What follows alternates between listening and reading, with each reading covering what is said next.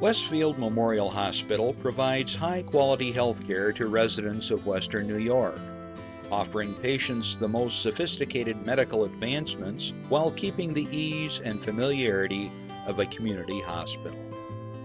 Support for Chautauqua Sunrise has been provided by WRFA 107.9 FM, Jamestown's public radio station, streaming online 24/7 at WRFALP.com. Low power to the people. Meter's Restaurant, a family tradition for over 50 years in downtown Ripley, is a proud supporter of Chautauqua Sunrise. Meter's provides all-day dining, banquet services, and custom catering, specializing in pie. Funding for Chautauqua Sunrise is provided in part by the County of Chautauqua Industrial Development Agency, with offices in Jamestown and Dunkirk, helping businesses to prosper throughout Chautauqua County. For more information on how the CCIDA can assist your business, visit choosechq.com. From supporting people with disabilities to enjoy great lives, to providing health care services that are available to anyone, the Resource Center has been improving our county for more than 60 years. Learn more about how the Resource Center makes a positive difference in people's lives. Is getting vaccinated on your to-do list? We can help you check it off, because we make getting vaccinated easy. You've got this, because we've got you. To learn more, visit yougotthis.usaging.org.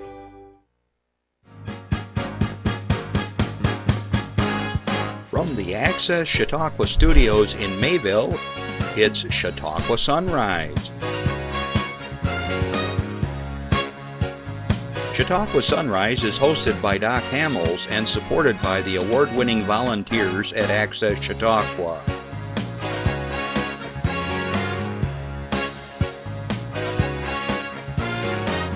We are here to share local news, colorful interviews, and events of interest to everyone. Chautauqua Sunrise is broadcast live Saturday mornings each week from 9 to 10 a.m. Send events via email or call us live. Check us out on YouTube and Facebook. And now, from the Access Chautauqua Studios, it's Chautauqua Sunrise. Good morning, everyone. Hope you're doing well. I'm Doc Hamels, and welcome to Chautauqua Sunrise. We've got kind of an interesting and provocative show for you today. We're going to be talking about child abuse prevention, and many of you know we cover just about every topic there is under the sun here in Chautauqua County, and we've been chipping away at this topic for a few years now, and we're going to specifically look at what we can do to prevent it, services if we discover it, and so forth. So we're going to get pretty deep in the weeds on this topic. So as I always remind you, if you can't watch the whole show, it's going to be on again today at 2 and 8 and throughout the week, and also it's going to be on Facebook and YouTube, okay? So have a listen. I think you're going to find it interesting, and hopefully we can prevent some tough situations out there. All right, with that being said, I want to say hi to everybody wherever you are in the world, especially over in Ukraine, down in Africa, my friends and relatives over in Europe, they're watching down in, I bet you Florida's got us right now, and across the United States. We stream live every single Saturday morning from 9 to 10 throughout the world, and glad you could join us. Also want to say good afternoon to my listeners on WRFA 107.9, low power to the people in Jamestown, Tuesdays at 1 o'clock. So if you're watching right now and you happen to be in Jamestown, you can catch us also. They do a fabulous job of taking our soundtrack and make me sound really, really good. I don't know if they filter, but I've heard myself and it's like, woo, I'm all right. So anyways, thanks for joining us as well. Throughout the week, you can always contact us through sending us email, and we do get announcements, as you know.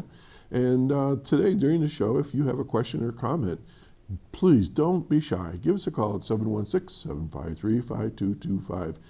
Sometimes we talk about tough subjects, and you might be hanging back there and say, well, I don't want anybody to know I called. Well, we're not going to ask you your name.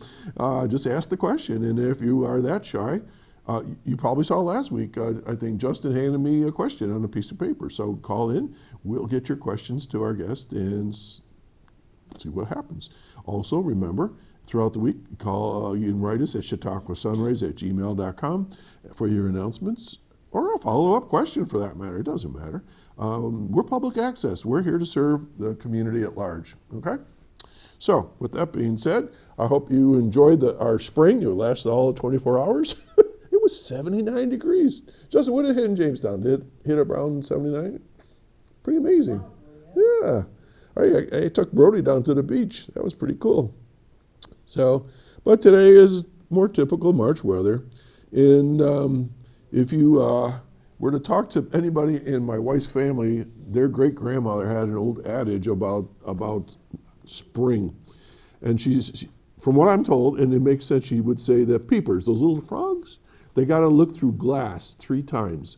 Or other people will say it has to snow on the daffodils 3 times. So I don't know what we're up to, but I think we got the glass, meaning ice, okay? At least twice anyway, since spring has sprung here. So we're getting there. You know, think about 3 weeks ago, everything was like in the 20s and the teens, and now we're in the 30s, 40s, and 50s. And of course, the other day was sort of an enigma being 79 degrees. I was right down to short sleeves, but anyways, we're getting there. I see the pussy willows are out, daffodils at my house. They're just about ready to open. I think if you go down along 5 and 20 in Ripley, you're going to see the flowers actually in bloom. So here we go.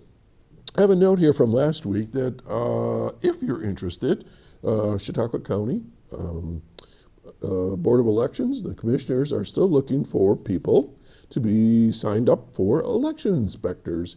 Those are the folks that are at when you vote, that are by the books and they make sure you sign in and all that sort of thing. They're election inspectors, and there's going to be some upcoming training here pretty soon, and they are looking for people to sign up. So I was asking my sources here, so you get training, they'll pay you $35 for the training, and then you get paid minimum wage, which is somewhere in the ballpark of $15.50 an hour, and it's what, a 10-hour day, Just? Something like that. So you would cover primaries, the regular elections, school board elections sometimes if they need you, town elections, things like that. So in order to keep our integrity of our election and voting system, we need folks like maybe you to become an election inspector. So, okay, so you have to be a registered either Democrat or Republican and contact your Board of Elections. Okay, so we have some announcements to share with you. And as always, we're happy to do this. It's free of charge. And this particular first item has been popping up on a lot of Facebook pages. So I thought I would read it to you, and we got some pictures to go with it. So here we go, Jeff. Okay, this has to do with ID, your identification, all right? So I'm going to go slow with it, and this is called with the Federal Real ID Compliance Deadline approaching in May. Chautauqua County residents are encouraged to visit their local Department of Motor Vehicles office to upgrade to a real ID or enhanced driver license, also called the EDL. Beginning May 7 of this year, all travelers flying within the United States or entering secure federal facilities will be required to present a real ID compliant form of identification, such as a real ID. I know it sounds like I'm repeating myself, but that's what it says. Enhanced driver license or valid U.S. passport. So in our case, we have passports, so we're good. But a lot of folks, they don't travel too much. But in order to travel within the United States, because they're cracking down on security as they should, you got to get this ID. And let me keep reading here. It says, we want to ensure that Chautauqua County residents are fully prepared before the deadline, said Carrie Smith, Motor Vehicle Administrator for Chautauqua County DMV locations. Many people have questions about the difference between the real ID and enhanced driver license, and we encourage them to contact the office for the New York State Department of Motor Vehicles website to understand their options, okay? The Real ID Act passed by Congress way back in 2005, is in response to the September 11th, 2001, as we all know, 9/11, terrorist attacks, establishes minimum security standards for state-issued identification. This means that individuals must provide certain federally required documents when applying for a real ID, including proof of identity, social security number, and 2 proofs of residency. All right, so here's the difference. Real ID versus the enhanced driver license. Real ID, a federally compliant form of identification that allows residents to board domestic flights and enter secure federal facilities. It cannot be used for travel across U.S. borders. The enhanced driver license, in addition to serving as a federally compliant Real ID, an IDL allows United States citizens to re-enter the United States from Canada, Mexico, and some Caribbean, your choice, countries by land or sea. It is available for an additional $30 fee beyond the standard renewal cost. To avoid the last-minute issue, Chautauqua residents are strongly encouraged to gather their required documents ahead of time and take advantage of the DMV's online document guide and pre-screening application tool.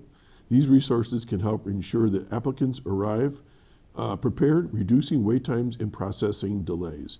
Their goal is to make the transition to Real ID as smooth as possible. According to Smith, we urge residents to review the documentation checklist and to schedule their visit to one of the DMV offices.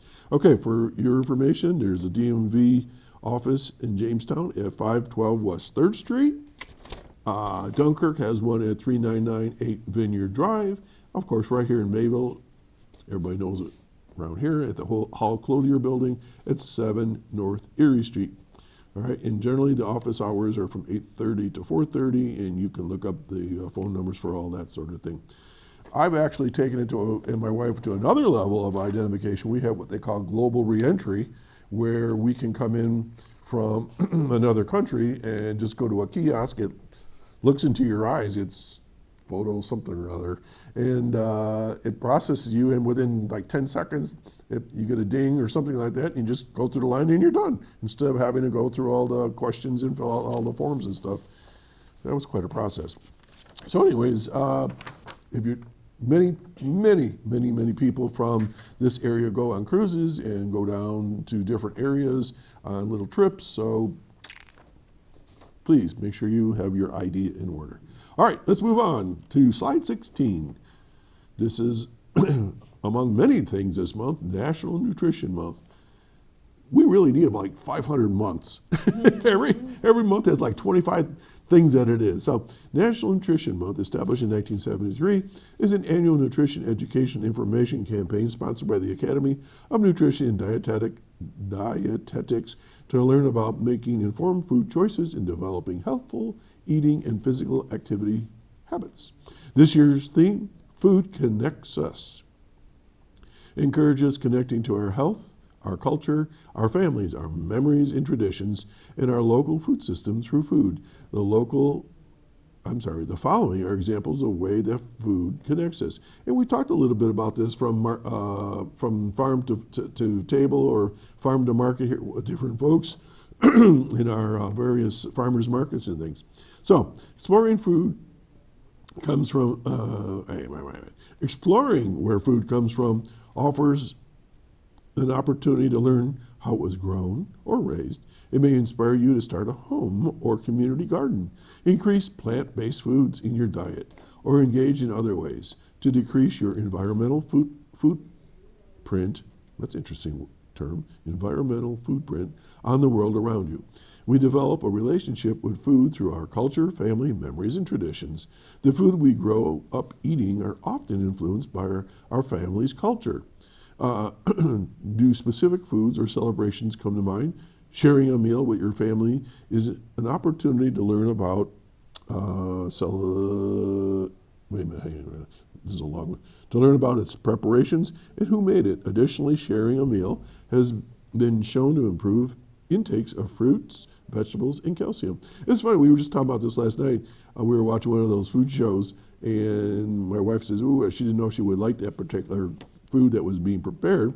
And I said, well, growing up in the culture that I did, mostly Sicilian, we would have lots of greens and different things, where my wife's family was a little bit more meat and potatoes and certain types of things, but they were somewhat different, and we kind of get a laugh out of that, because sometimes we don't care for foods from each other's backgrounds. Do you have a favorite cuisine? Some ingredients can be unique to a specific culture. However, many of those same ingredients are common among various cuisines. For example, if you reach the 10 most common ingredients used in Hispanic recipes, you will see onion, garlic, oregano, tomato, cumin, bay leaves, and paprika. Most of these same ingredients are common in Italian cuisine or Indian cuisine. Experimenting with ingredients by changing the quantity, complementary ingredients, or the cooking technique may connect you to new global flavors. Justin, you were in culinary arts. Is there an herb or a seasoning that you do not like? No? You're good. Mine is cilantro. I can't. Huh? Tastes like so. I can't deal with it. And, and I've done some reading on that, and they said it's 50-50. Huh? Biological. It's 50-50. 50-50. So you either love it or you don't like it. And I'll eat it, but it's not my favorite. And I eat most anything. It's just, All right, to finalize this, while our relationship with food influences the foods we eat, the foods we eat influence our health. The good news is we can make small changes in food preparation techniques, portion sizes, or focus on eating more variety to make big differences in our health. So, on and on and on it goes. And if you are interested in more nutritional things, I know Carrie Skelton, who's been on the show a number of times, she's a nutritionist and so on. You can give them a call at New York Connects at 716-753-4582. In fact, we probably can pop that up, Jeff. 716-753-4582. That's New York Connects, and you can get more information on nutrition and growing foods. All right, let's see what I got next there. Okay. Slide 17 is an interesting little one. This comes from the folks that deal with the veterans, and this is is not part of the Dwyer Group, but this is the Chautauqua Purple Heart Advisory Committee. Okay, I think we have a slide for that. Needs help looking for additional, there we go, Chautauqua County veterans that are Purple Heart recipients. My pal Jim Kurtz has been heading up this project for a number of years. And if you know of a name or someone that had or has a Purple Heart, would you please contact Jim at James V. Kurtz. I'll spell it to you in a minute, at gmail.com. So it's James V. Kurtz at gmail.com. Okay, and they're working and creating a walking path in the county, and the names will be displayed on kiosks all along the way. And I'm proud and also dismayed at the same time that my son has a Purple Heart. He got injured in Afghanistan, but he does have a Purple Heart. And I have a very dear brother-in-law who actually has 3 Purple Hearts. So he was injured in Vietnam. And I know lots of people don't like to brag about it, but Jim and the committee and others like myself, we'd like to honor you for your service and the fact that you did sustain an injury in protecting our country or wherever you were throughout the world, protecting others. So Jim Kurtz is your man. All right, we got one last one here. Your dad, your grandfather had? Okay, so the Burts have one in their family. All right, slide 18. What's going on here? We got Join CHQ, a community fair, and that's on March 29th. That's coming up at it was fast, at 1 p.m. over at 116 East 3rd Street in Jamestown. Okay, there we go. Doors open at 12 p.m. So what's going on? Watch, connect, and join. Join us for a unique community fair where we'll watch an inspiring documentary and then explore ways to get involved with local clubs, groups, and nonprofits. The event will kick off with a screening of Join or Die, a documentary about the state of community in America and why you should join a club. We will also be premiering a mini documentary featuring local joiners and leaders that looks at why getting involved locally matters. This event is all about fostering connection and belonging After the film, stick around and chat with local organizations that are welcoming new members, such as Rotary. Whether you're passionate about the arts, outdoor activities, social justice, service work, or something else entirely, there's a place for you. Come meet the like-minded people, discover meaningful ways to engage with your community, and maybe even find your next passion project. This is a free event. Bring a friend, bring your curiosity, and let's build a stronger, more connected community together. CHQ, March 29th. And finally, all right, we have Becoming Led Zeppelin explores the origins of the iconic group and their meteoric, that's a tough word to say Saturday morning, rise in just 1 year against all the odds. Powered by awe-inspiring psychedelic, never-before-seen footage, performances, and music, Bernard McMahon's experimental cinematic odyssey, I gotta slow down, explores Led Zeppelin's creative, musical, and personal origin story. The film is told in Led Zeppelin's own words and is the first officially sanctioned film on the group. All right, it's PG-13, 137 minutes long, and that's going to be shown March 26th, of course, at the Regina Theater. All right, we're going to take a little breather. We'll be right back. Stay tuned. This is for you.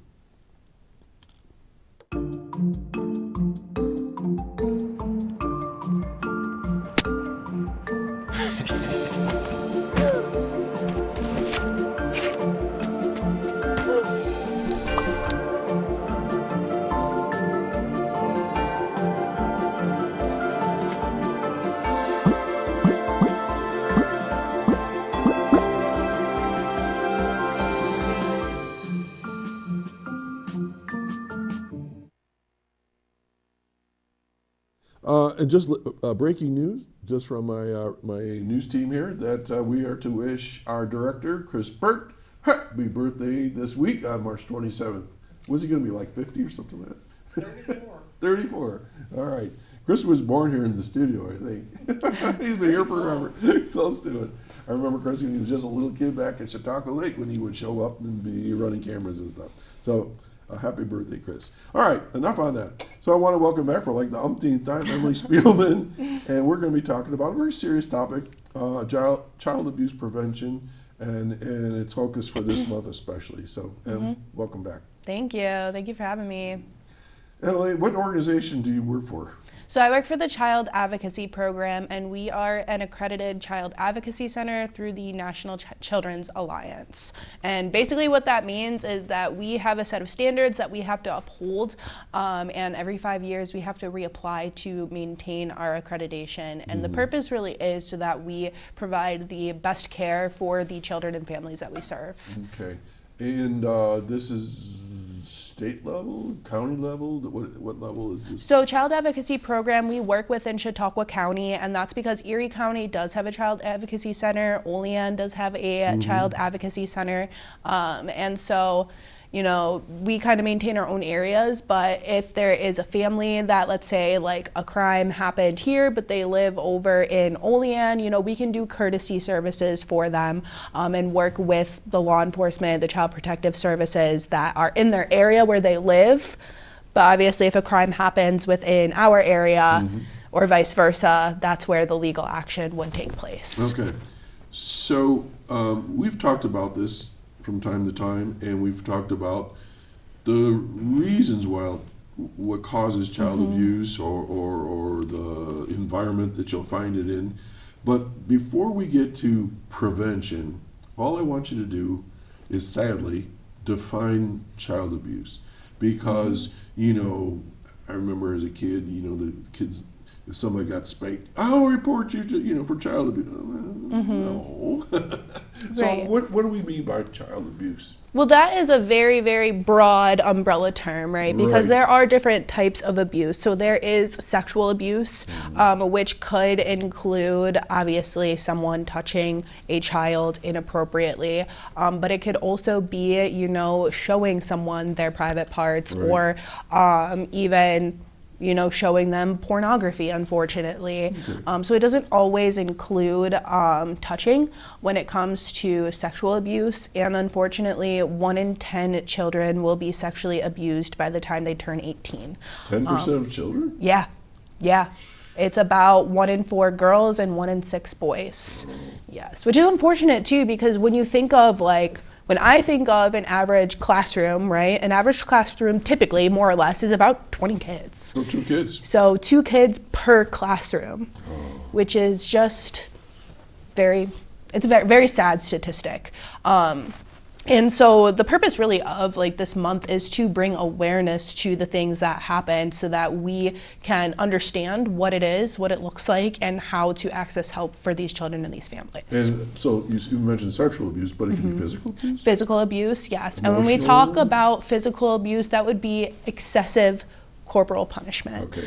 And so in New York State, corporal punishment is legal, but if it is excessive, that is when it gets into the abuse category. And I think that's a matter of the professionals to determine that, at some point. Yes. And then emotional abuse? Emotional abuse as well, and that's kind of lumped into with neglect as well. Okay. And so neglect being that the basic needs are not being met, whether that's food, whether that's hygiene, whether that's school, whether that's medical care, all of those different types of things. If someone is not providing the child access to those things, that is when it would be considered neglect. Okay, so people watching right now, there's a good chance they know someone that has been abused, or they were abused, or they may see something going on in their neighborhood and so on. So that's what we're going to talk about today. What do we do? Yeah.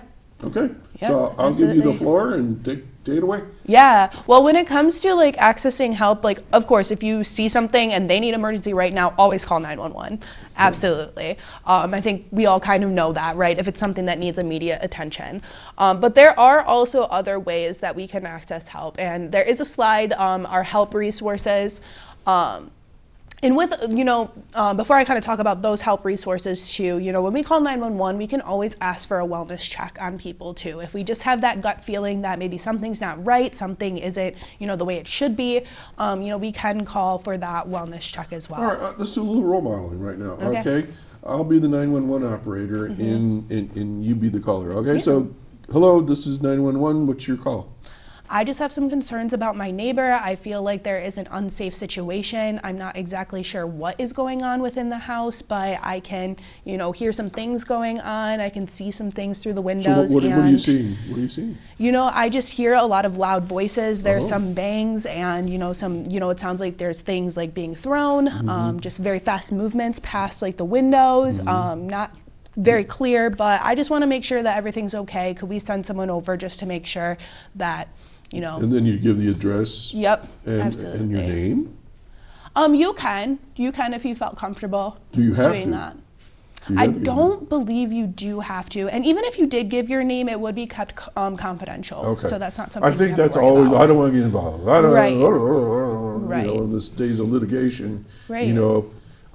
and obviously you're doing it for all the right reasons, I Right. would hope. Right. Okay. So then the 911 does a wellness check. So again, this is a prevention technique, right? So who goes out? It would be the first responders in that situation. So Oh, they like would a fireman or a policeman? Typically, I would think it would be law enforcement that would Okay. respond to that scene. All right, so then keeping the little scenario going. So in our case, it might be the sheriff. A deputy sheriff shows up, knocks Depending on the on your door. location, And yep. we got a call that something's going on here and something's not right. And do they evaluate the situation? They will evaluate the situation too, and Child Protective Services also works together with law enforcement. And Otherwise so, known as CPS, right? yes, Okay. yes, CPS. So if law enforcement does get there and they see, that there are children in the home, maybe things don't seem right, they would be able to contact Child Protective Services, CPS, and then CPS could do those assessments too. Okay. Which obviously law enforcement is upholding the laws and those crimes, and Child Protective is just the well-being of that child. So they do serve two separate roles. They have different limitations of different things that they can do, but they work together. So when you call 911, they will respond immediately? Typically, yes. Because sometimes things are reported and they have like 24 hours, but 911's a little different. I mean, that sounds more imminent to me. Yes. Okay. Because like in school systems, I know we're mandated reporters. Yes. And you had to report to child protection, but there's a clock that starts, but it's not imminent unless it's imminent. Right. Unless you know it's imminent, right? Yes. So, and we do have some of those help numbers up on our screen, on our slide, labeled those help resources. And so, you know, when you mention like the mandated reporter line, when you are in your professional role and you have any suspicion or have heard any disclosure of any form of child abuse, legally you're required to make that call. Right. But there is also, and where that call goes to is the state central registry. So there is a phone number for mandated reporters who are legally required to report that when they are in their professional role. And then there's also a number which is labeled at the top of the screen for the general public. Okay, for people listening on the radio right now, let's give them some of these numbers. Okay, so go ahead and read them off and tell them which one it is. Yeah. So the state central registry for the general public would be 1-800-342-3720. And why would you call them? For what now? If you just had like any suspicion that there is any form of abuse going on, it's really important that, and this might sound counterintuitive, right? It's really important that we do not do that investigation ourselves, because what that can do is actually, you know, interfere and it interferes with like a legal investigation or down a the road. CPS. Yes, correct. Okay. So the purpose of this number for the state central registry is that you would call, you would give all of the information that you have about the situation, if you know names of people, if you have addresses, all of those things. And the state central registry will then determine if this is a situation where additional steps are required, right? So through our little scenario with 911, is it basically the same thing? Information, do I have to give my name? This is basically the same thing? They will, the state central registry will probably ask you a lot more information, but you do not have to answer every single question. So if you don't know something, it is perfectly okay to say, I'm not sure, I'm not aware. So that's at the state levels. So then what's your next number here? So this is the Chautauqua County Crisis Helpline, and this is the 1-800-724-0461. And this is just for any sort of crisis, you know, that someone might be going through. And on the other line, or on the other end of the line, there is a trained professional who is trained to deal with crisis situations. And they will connect you with appropriate services. They will listen to you. They will give you that advice. And it's really just, you know, to support those people who might be in any form of crisis. Now, on these first two numbers, are you talking to a human being or AI or is it a tape message? Who are you talking to? It's a human being, yes. 24/7? Yes. Oh, okay. The county one as well? 24/7? I do believe so, yeah. Okay. All right, then the next line is crisis. Text line. So the same thing that I just explained, but this is to be able to text. So you can also text HELP, HELP, to 741-741. All right, so I'm on my phone, and where I have text, where I want to type, when I want to text somebody, I hit the little icon for write, and then I would put the word help, and then right after that 741-741. So like when you are texting someone and you enter in the number, like of someone, you type in that 741, and then in the text, what you're actually sending them would be help, HELP. Okay, Yep. I gotcha. Okay, well I've never heard of that one before. That's a new one.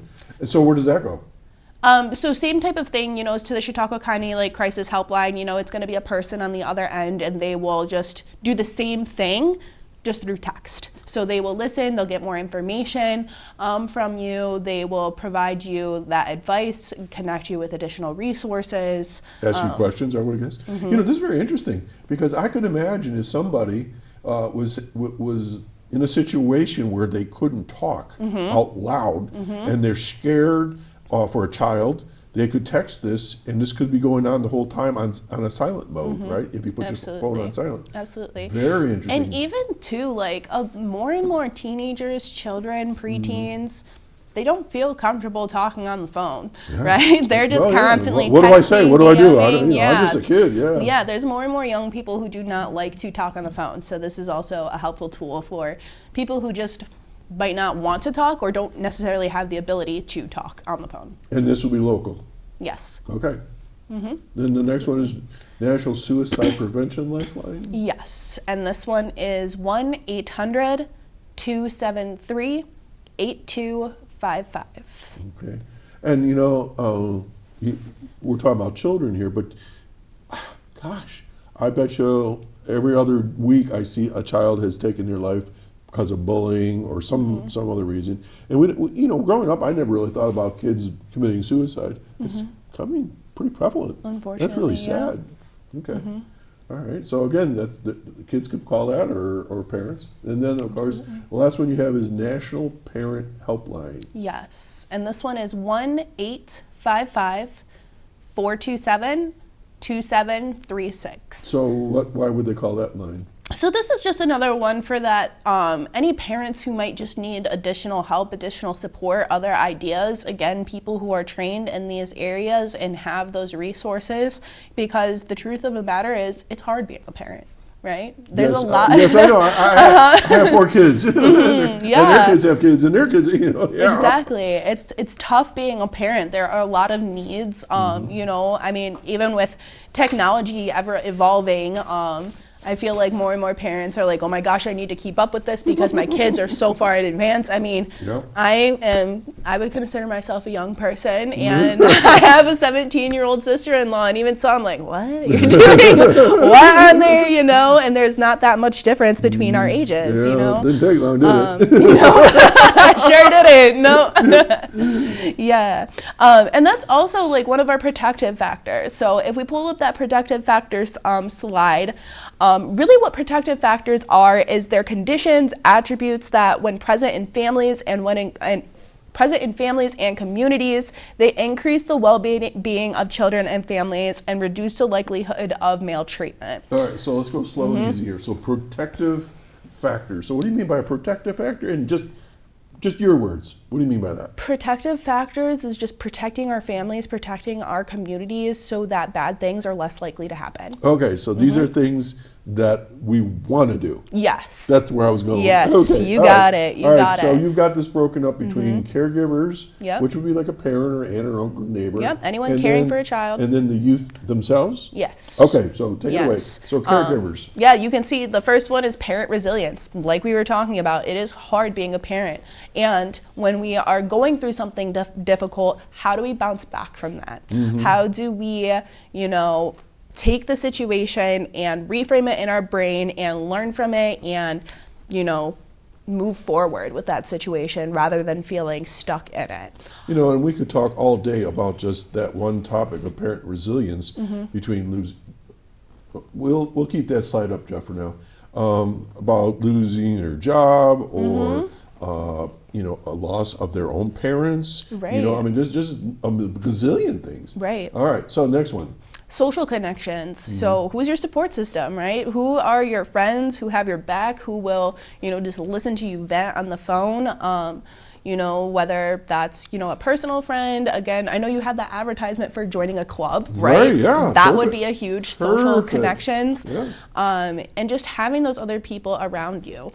Humans are social creatures, and we need those people to, be there for us. Sometimes you walk in a room and you'll say, whew, I had a tough week, and and someone in the group will say, I know what you're talking about. And then all of a sudden you just feel like I got a connection there and I'm not alone. Because it's way too easy to become isolated. Absolutely. And I don't know if you're familiar with Jeff Winton's work about suicide and mental health in the agricultural world. But we've talked about that social isolationism. Yeah. And when you don't have friends or social connections, it's easy to get into depression and things like that. Absolutely. And specifically in our area, we do live in a rural area, and there is a transportation problem in our county. So, you add that on with lack of transportation to be able to get to, the services that you need. It makes it tough. Yeah. It does. All right, keep on going. Yeah. that concrete support in times of need, I feel like that one kind of goes together with parent resilience and that social connectedness. But, you know, if something does go wrong, having that concrete support, that person who's actually going to be there for you, not the person that says, oh, I if you need anything, let me know, and then you don't hear from them ever again, right? Like that concrete support, whether that could be a person, that could be an organization. This is the person you call up at 2 a.m. and says, I'm on my way. Absolutely. Or if you need $100, they just give it to you. They don't even say, you know, don't pay me back. You know, they just give it to you. Not worried about that. They're there for you. Absolutely. You know, and that particular type of person is tough to come by sometimes, especially if you're new to an area, or like we were saying, you kind of live out in the country. So that's a good one. Absolutely. Okay, keep on. Knowledge of parenting and child development, knowing what is appropriate for children at certain ages, and you know, because children's brains are still developing. Brains aren't developed until what, 25 to 27? The amygdala. Yep. And so having that proper knowledge of parenting, and again, you know, these things are all connected too, like talking to other parents, seeing what they're doing, what, you know, chores they have in the house for them, what expectations they're setting for their kids, making sure that our expectations of our kids are age appropriate, because if we set expectations for our kids that they're literally not able to meet, it's going to leave everyone feeling like, well, I can't do that, or, you know, those types of things. You know, there's a number of opportunities for parents to learn about some of these things. Prevention Works has a wonderful program throughout the year that we announce and talk about here, and you can take one or all of them. You know, and we always laugh and we say it's like every generation. You know, when the babies are born, the doctor doesn't give you a book or a manual how to operate from that moment forward. Because you know, it's just everything's so individualized and unique. And as you say, sometimes we don't know what are the hallmarks or the landmarks, the points in time where you should expect certain things to happen. You know, I always laugh when someone will say, "Oh, my kid said 3 words and they're 9 months old," and I'm going, and kids are so smart these days. Well, no, that's pretty common because they don't know the different points in time where you know, kids should be doing things. I made that up, you know, or when they're walking at a certain age. I mean, it's such a wide range, but still. When you get in the teenagehood, you know, in the pre-puberty area, you know, parents really need to zoom in on some of that stuff and to know what's going on in their child. And as you said, the child's body is going through chemical changes and all kinds of things, and they get strange after a certain point, and then, you know, it's sort of like we used to laugh. You say, somebody could take my kid from the age of 14 to 18 and then bring him back. I'm good with that, you know, because it's just a tough time. You know? They kind of go into their cocoon stage and want to be by themselves and stuff like that. And figuring themselves out and being literally in school with a whole bunch of people who are in the same situation, right? And figuring yourself out, but then also that comparison with other people, and then bullying, they're on their computer and, you know, on all these different Facebook pages and TikToks and whatever else they're using, the Snapchats, and they're comparing each other and they're picking on each other and so on. So anyways, you got to stay on top of those. All right, let's keep going. There's some more I think on that slide. And social and emotional competence, which is basically kind of what we were talking about, right? And so understanding the social and emotional competence of our youth, what they're literally able and not able to do, and especially, again, during those teenage years. You know, and you said, like, zooming in to kind of see what exactly is going on. And that's important, right? To really understand what our kids' vulnerabilities are, what their resiliency skills are, and also zooming out, right? And reminding ourselves of what was it like when we were a teenager, right? And of course that's going to be completely different, like adults when they were a teenager versus teenagers today, because things just rapidly change, like throughout the world. But just taking that moment to really kind of practice those empathy skills and to see what, you know, is going on, and what's important to a teenager is probably going to be different than what's important to an adult. For sure, for sure. And I think, you know, I always see the ads, and I agree with this particular aspect. If you start talking to your kid about whatever at a very young age. So you already opened up the pipeline of talking. How's your day? What'd you do? Tell me how you feel about this. Well, I don't care. Make it up. And you continue that all the way through their lives, even into their adulthood. You have a strong relationship there. Absolutely. But when we just kind of say, well, they're just being kids and go do their thing, you don't know what they're thinking. You don't know, and I would like to say with my own four, it's always been a wide open communication system, and not always have I seen it in other families. But I was trained differently, and I had a fortunate background in education where I saw that it was important, and I would encourage other parents, relatives to talk to kids. Absolutely. You don't have to be nosy, just starting conversation, Absolutely. on a regular basis, not like, oh, well, here comes the talk again, that Right. It's just a natural progression. Yeah, and asking them things about what they're interested in, right? Even if we're not interested in it ourselves, right? Because that can be tough. But asking those questions, asking how it works. If it's video games or something, asking them, show me how to play. Absolutely. How'd you do that? Let me see Yeah, that. exactly. Building those connections, and also being creative too. I had a parent one time tell me that their child, or I think it was a niece or nephew situation, whatever it might be. It was at a training out in the community.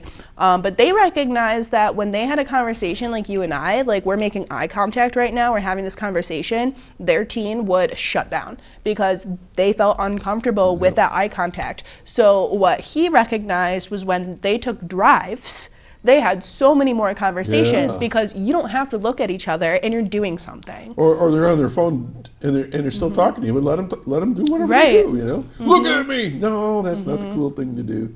Right. Okay. So now on the other side, we have some other things that people can be thinking about, right? So let's bring that back up again. All right. So our youth protective factors, so that connectedness to family or other caring adults outside the family. When we talk about things like suicide, right? Having one trusted, safe adult in someone's life can drastically reduce the likelihood of that person attempting or dying by suicide.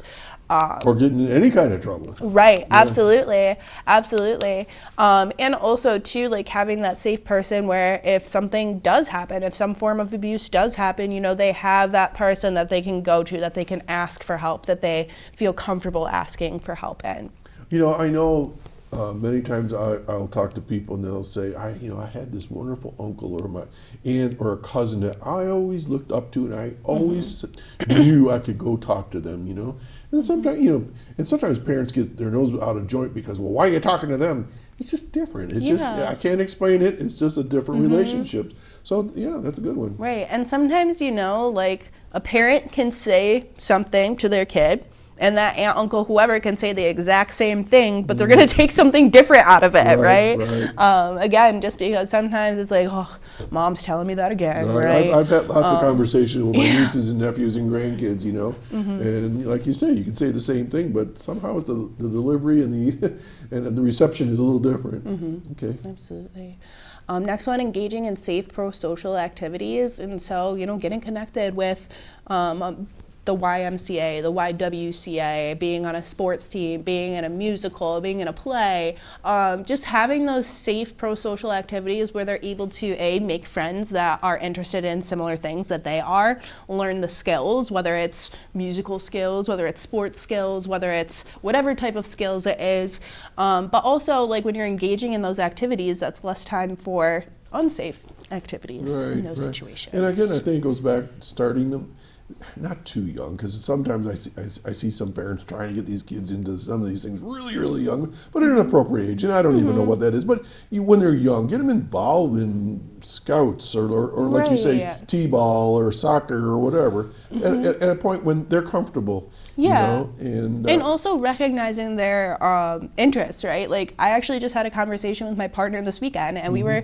watching something, and a cheerleader came on, and they were like, oh, would we ever let our kid do cheerleading? And I was like, if that's something they're interested in, Absolutely. if I see them around the house and they're dancing and they're, flipping around and doing all this stuff, absolutely. But I'm not going to force my kid to do something because that's what I'm interested in, right? And so recognizing those interests and finding a healthy outlet for them to be able to, again, make those social connections, learn those skills, be in a safe environment. Okay. Next up, understanding consent. This is a huge one, especially when we do talk about abuse. And so consent is really just both parties are okay with something happening. And when we talk about consent with like little ones, you know, we can teach them, and this is kind of connecting to sexual abuse too, but it doesn't have to be a big conversation. It doesn't have to be a conversation about sex, right? It's just the parts of your body that a bathing suit covers. Those are your private parts. Nobody touches those, right? No one asks to see them. No one shows you theirs. And if something does happen, then I'm a safe adult. Your XYZ is a safe adult, and let them know. So if I can paraphrase what we mean by understanding consent, the whole idea being is you have the right to say no? Correct. Absolutely. I flipped it on you. Yeah, you sure did. Okay, and also to say, you know, if you feel uncomfortable, you can say no, or come see me, right? Or come see me. Come up with an excuse, like to get you out of the situation. When it comes to teenagers, I know more and more families have code words, where it'll be something like, I don't know, elephant. I'm just throwing something out there. But the code word is for if they're just in a situation where they're not comfortable, right? It's just like, I don't want to be here anymore. I don't feel good about this. You text that word, and you know, it's someone calling you up saying like, hey, this is going on. I really need you home right now, right? Coming up with that excuse and that, you know, getting them out of that situation safely without having to make it like a big deal. You know, I also found, and I did this with my students or my own children, is we used to say it, and I know you're going to agree with me, is giving them the words. Yes, absolutely. What do I say? Say, thank you, I have to leave now. Or, no, I'm not comfortable, you know, and the adult may not even realize they made them uncomfortable. So sometimes, you know, there's a little bit of, you know, helping the kids set the barrier. Absolutely. And I want to add on top of that too, it's an adult's job to keep children safe. It's not a child's job to keep children safe, right? And so when, absolutely, I agree with you, like giving them the words, giving them like the reassurance that it's okay to say those things. And it's also adults' job to step in when we see those boundary violations, right? And we're pointing out the behavior, we're setting the boundary of what should happen or what should not happen, and then moving on from that conversation, right? And when I say move on from that conversation is giving them an alternative activity of something that is appropriate. Cool, okay. And then I think there was one more in there. Oh no, a couple more. Let's see, building resilience and practicing those coping skills. Again, you know, how kids like are able to bounce back from those situations, how they're able to reframe those things and finding the coping skills that work for them. So, and they would learn some of that from us, or their teacher or counselor or whomever. Grandma, you know, so this is what I did when I was your age. You know, this is what you try this or whatever. So we give them the words and we give them some skills. Right. Walk away. Hang up the phone. You know, delete that person on the other end of that text message or whatever. It's okay. I used to call it the power of the finger. Just push the button. You know? Yeah, absolutely. And also like working with them to figure out what works for them, because everybody's different, right? Whether you're a kid, you're an adult, like what works for me, what might not work for you, and vice versa. And so figuring out what works for that person. And then last but not least is utilizing community agencies. You know, there are agencies within our community that are able to assist with these types of things, to give you that additional support and, you know, just provide the things that people might need within our community. And we pointed out that, you know, that a child, I suppose, could call one of those numbers, right? Yeah, for the most part, yeah. So, all right. And of course, schools are always a great place for kids to talk to an adult, and then they can hook them up with an agency, a counselor, or somebody, protective services and that. Okay.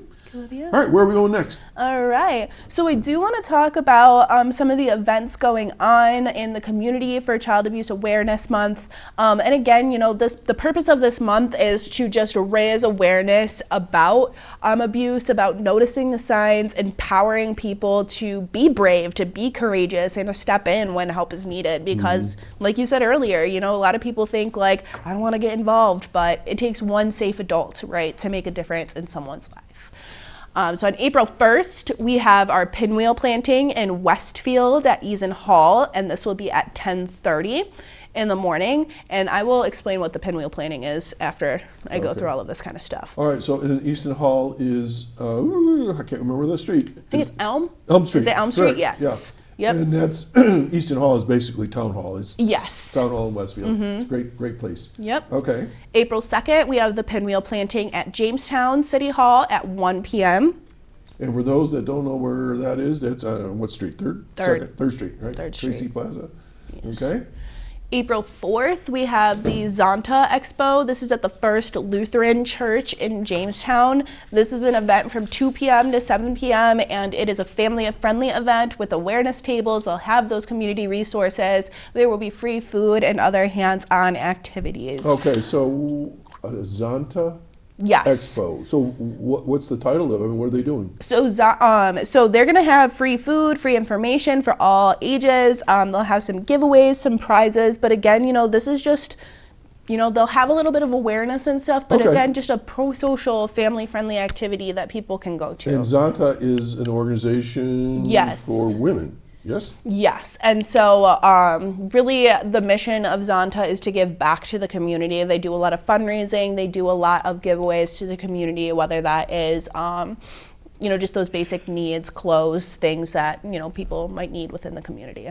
Okay. So that's April 4th.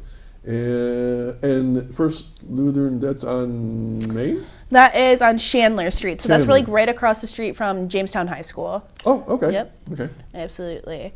April 1st through 5th, Jamestown will be lit up in blue. Blue is the color representing Child Abuse Awareness Month. April 7th, we have that pinwheel planting in Mayville, right here at the old school building. I've seen it every year. We always have them out front. Absolutely. Okay. And that will be at 3:30 p.m. And then April 10th is a pinwheel planting at Dunkirk City Hall, and that will be at 1 p.m. Okay, so why pinwheel? What's the symbolism? What's the message? Yeah, so the pinwheel was actually, it started in 2009 because it represents just the whimsical, just cheerful childhood that children have and that all children should deserve. And so it's just a way to, again, bring that awareness. People see those pinwheels, they can see them flying in the wind, and just to bring that a reminder. And the reason why it is blue is because in 1989, the Blue Ribbon Campaign was initiated because of a grandmother who actually lost her grandchild to abuse. And she had tied on a little blue ribbon to her car, and that was how she was just remembering him in his honor. And so that's when that started. And then again in 2009 we took that blue and we put it in a pinwheel. Okay. I didn't know the background of that. Yeah. All right, we got like a minute and a half left. Yes. So you say whatever you need to say right now. That's important. I know you got a lot to talk about. Yeah. I just want to say, for the events and stuff, this was a collaborative event with the Youth Bureau, with the Domestic Violence Coalition, with, Child Advocacy Program, the Salvation Army. And I know I'm forgetting some, so please, I want to give credit where credit is due. There was a lot of different people who were involved in the planning of this. And again, I just encourage you to, learn more, step up, be brave, take that courageous action when you see something, say something, so that, we can protect our children. Because again, it is an adult's job to protect children. I wish you would lose your job. I know, that's the goal. That's the goal is for me, for everyone to not have a job anymore. Oh my gosh, Emily. How do you get up in the morning and face all this stuff? This has got to be tough. Yes, lots of coping skills, lots of yoga, lots of meditation, lots of, Do you have support. someone that watches over you? What do you mean? Well, my people, like my friends, my family. Well, you have yeah. your social. Absolutely. You got to do all these things, absolutely. Right? Yes, 100%. And just, just recognizing how you are supporting that person and the difference that you're making in people's lives. And it can be really hard, but, just finding that little glimmer of hope and, hanging on to it. And chipping away. Yep, and using. All right. And last question, is child abuse up or down in Chautauqua County? It's not good. It's up. Yeah. Oh, man. Yeah. I know Sheridan Randall, our Safe Harbor coordinator, has gotten 60 referrals for trafficked youth since January. Wow. So, and we're just end of Yeah, we're March. early So, March. and again, trafficking is a form of child abuse too. Emily Spielman, keep up the good fight. Take good care of our kids in Chautauqua County and wherever you go. And thank you for what you do. Thank you. You know, it's a tough job, and we need folks like you. So take care of yourself, okay? Folks, sober discussion today, but some things to think about, some tools to use, and let's take care of our kids so they grow up healthy and that we break the cycle of abuse, okay? Here's there it went. Check this show out over and over again if you need information. We're a reference library online. We're going to be on YouTube and Facebook, of course. We're going to do this all again next weekend, right here on Spectrum 1301, Access Chautauqua. I'm Doc Hamels. We'll see you next time. Take care. Bye-bye. I know if you knew my background,